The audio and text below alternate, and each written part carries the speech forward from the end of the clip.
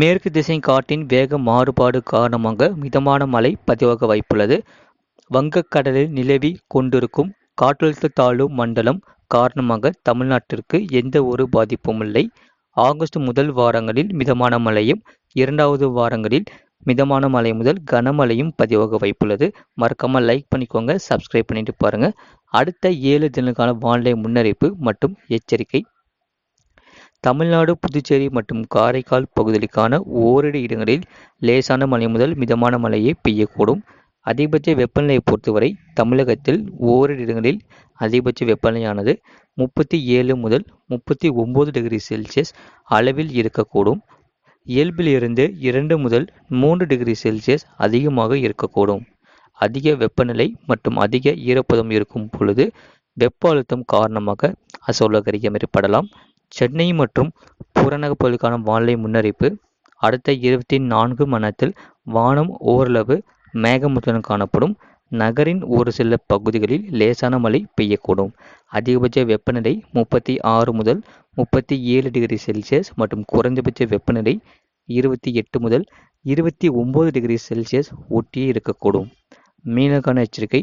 தமிழக பகுதிகளில் இன்னும் 3 நாட்களுக்கு மன்னார் வளைகுடா மற்றும் அதனை ஒட்டிய தென் தமிழக கடலோர பகுதிகள், குமரிக்கடல் பகுதிகளில் சூறாவளி காற்று மணிக்கு 45 முதல் 55 கிலோமீட்டர் வேகத்திலும் இடையிடையே 65 கிலோமீட்டர் வேகத்திலும் வீசக்கூடும். வங்கக்கடல் பகுதிகளில் வடக்கு ஆந்திரா கடலோர பகுதிகள், வடக்கு வங்கக்கடல் பகுதிகள், மத்திய வங்கக்கடல் பகுதிகள், இலங்கை கடலோர பகுதிகள் மற்றும் அதனை ஒட்டிய தென்மேற்கு வங்கக்கடல் பகுதிகள், தென்கிழக்கு வங்கக்கடல் பகுதிகளில் சூறாவளி காற்று மணிக்கு 45 முதல் 55 கிலோமீட்டர் வேகத்திலும் இடையிடையே 65 கிலோமீட்டர் வேகத்திலும் வீசக்கூடும். அந்தமான் கடல் பகுதிகளில் சூறாவளி காற்று மணிக்கு 40 முதல் 45 கிலோமீட்டர் வேகத்திலும் இடையிடையே 55 கிலோமீட்டர் வேகத்திலும் வீசக்கூடும்.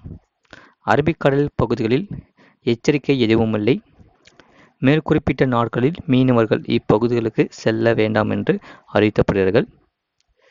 வெப்பநிலை பற்றிய குறிப்பு. அதிகபட்ச வெப்பநிலை பொறுத்தவரை மதுரை விமான நிலையத்தில் 39.8 டிகிரி செல்சியஸ் பதிவாகியுள்ளது.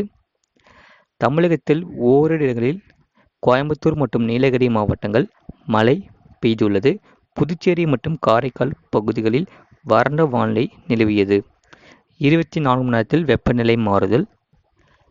நீலகிரி, ஈரோடு, கன்னியாகுமரி, திண்டுக்கல், திருநெல்வேலி மற்றும் தூத்துக்குடி மாவட்டங்களில் 3.1 டிகிரி செல்சியஸ் முதல் 5 டிகிரி செல்சியஸ் வரை இயல்பை விட மிக அதிகம்.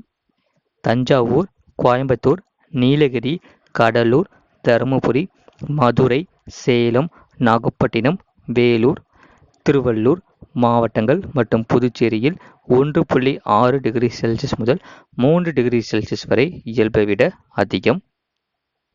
இந்த மழையை பொறுத்தவரை ஆகஸ்ட் இறுதி நாட்களில் கனமழை தீவிரமடைய வாய்ப்புள்ளது. மறக்காமல் லைக் பண்ணிக்கோங்க, சப்ஸ்கிரைப் பண்ணிக்கோங்க.